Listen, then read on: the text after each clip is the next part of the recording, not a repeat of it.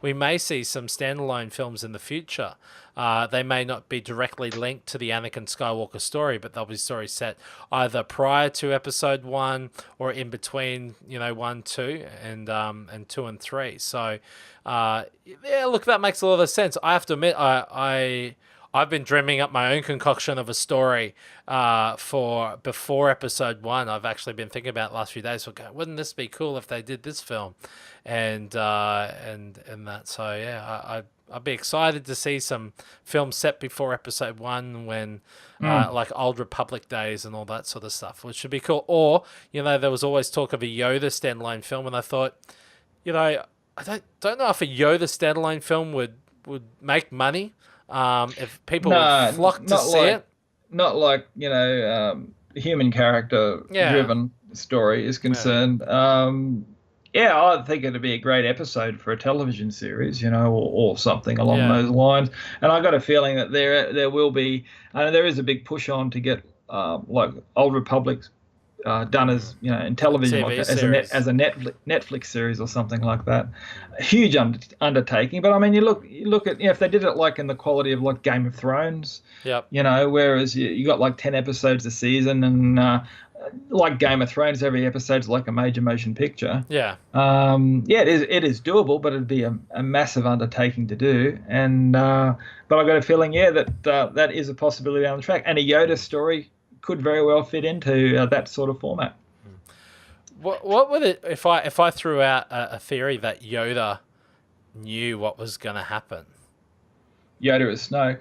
Yoda is Snoke. What if I threw that theory? Here we go. Because something you mentioned the other week was that Snoke's been around a while. Mm-hmm. He's been around, maybe as long as Maz, maybe longer than Maz. And then I thought, what happens if Snoke was Yoda's master? Well, yeah, I also had a theory. Yeah, go on. Go on. And that Snoke was the one that wrote the prophecy of Anakin. He was the one who literally created the prophecy of the Chosen One. And that Yoda knew that, they say Yoda was, 100 years old. He was young. He was hip. He's going to Jedi Academy first day. He's got his little lunchbox tin. He meets his master at Snoke. And then stuff just starts to go down. And then he realizes that the rule of 2 of Sith is alive and well. So he's got to try, and that his master is actually a Sith Lord. And then he discovers the prophecy, and then he knows that in 800 and something years later that this child will be born from the Force, and his master's going to be responsible for that in some way, whether directly or indirectly through another person, which I know it was implied in the original script of Revenge of the Sith that Palpatine was going to have a moment with Anakin and say, I created you, I am your father. If you ever read the making of book, that originally was going to be in there, and then thank God Lucas pulled it out because it would have just come off a bit cheesy. But what's not to say that they've toyed, once again, they're pulling back those original ideas and going, well, how can we make that not as cheesy or as like, oh, he's pinched another idea from the originals and just tried to rehash it and work it a different way. And when you mentioned about Snoke being around a while, I thought, well, I wonder if Snoke knew Yoda, and I'm wondering if he either trained with Yoda or was his master, and Maz, they all three of them knew each other, and this whole thing is, once again, they're all in history. They just happened to be in the right place at the right time because they knew they had to be there for that very reason. Sort of thing. So I don't know. Once again, I've got a wild Snoke theory, and I think that could play a bit of a part, that Snoke is somehow directly connected to the Skywalkers and what's happened in the past. Oh, I'm sure he is, and that's just going to be played out. As things go ahead, we're going to find out just what the connection is. I actually had another Snoke theory that Snoke was actually Yoda and Maz's son. Wow. Wow. So it must have that genetic. They must have had some genetic, like, because they're both short, man. They're like. Oh no! Well, you can understand why he'd have issues. You can understand why he'd have issues. You get those two together, and boom, they've got a child that's like a basketball player. Why he's got to have why he's got to have a massive hologram of himself. He's probably only about 6 inches tall. Oh, buddy. Man, he's like the Wizard of Oz. He's behind a curtain. Hey, well, there is something to that. There is something to that. So that's what I thought when I never thought of that until right now. Yeah, well, there you go. That was one thing I thought when I was watching Force Awakens, actually one of the last times, was that he's very much like the Wizard in the Wizard of Oz. And I think that he's not going to be anything of what you envisioning and thinking that he is. So, I got a feeling that sort of theme is going to play into it. That's weird. That just triggered, because I'm thinking, when they're standing there in that giant room and there's the holograms like floor to ceiling, and I'm thinking, and then like it disappears, and it's like, wow, that's like the Wizard of Oz behind the curtain hiding their true identity. Well, that's going to keep. Oh god, here we go. Hey, let's keep the Snoke theories going. Yeah. Oh, goodness. Love a good Snoke theory. He'd be like Ethan Hunt in Mission Impossible, and he pulls the mask off, and it's Tom Cruise. Or Jar Jar. Jar Jar. It's all about Jar Jar. I'm going to keep throwing that at him. Because Snoke theories left, right, and centre. But I think Snoke is Snoke. I've said it before in various pods. But yeah, I've just either thinking that he's had connection to Yoda and Maz in the past, and all that sort of stuff. He knows about the prophecy and all that.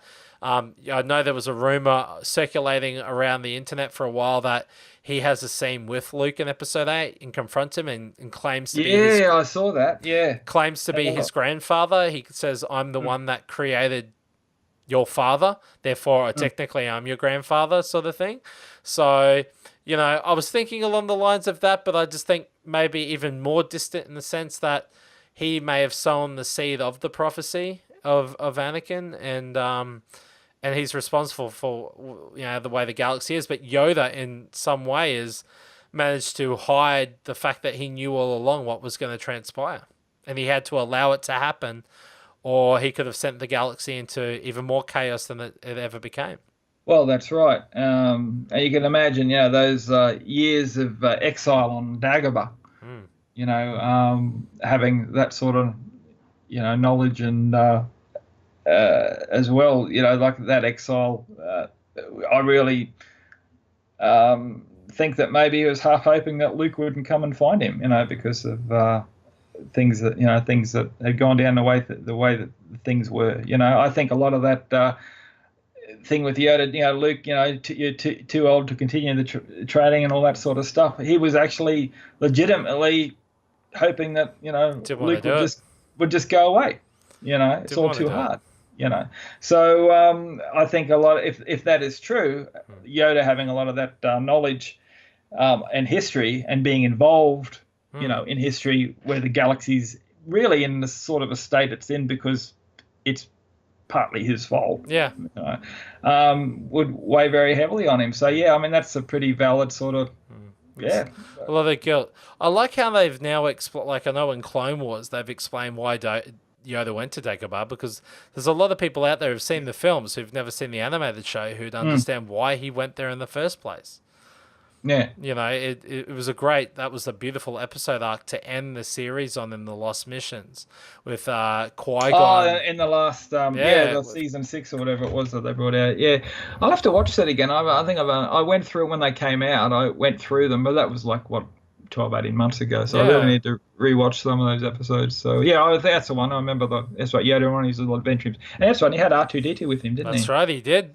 Mate, and see, that's the thing too, if R2-D2 can keep all these secrets, which he obviously does, he's been there through the whole, that's right. So far, he tells Luke nothing. Nah. He's a Vault. He literally he's not a droid, he's a Vault, R2-D2.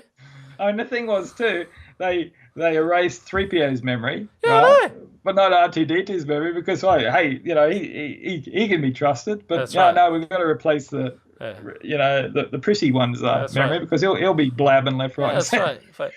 He could say it in 2 million forms of or should I say 7 million forms of communication now, because it was announced by Lucasfilm in the last week that C-3PO had an upgrade between the trilogies and he now can speak 7 million forms of communication. So there you go. Here's something you've told me I didn't know. There you go. Yeah. He's got a few more. Obviously, they found another few million more forms of communication. So, the last 30 years, they've obviously expanded and gone out and explored. Hopefully, Australia was in there somewhere. He can speak Aussie Ocker or something, maybe. I don't think. Who knows?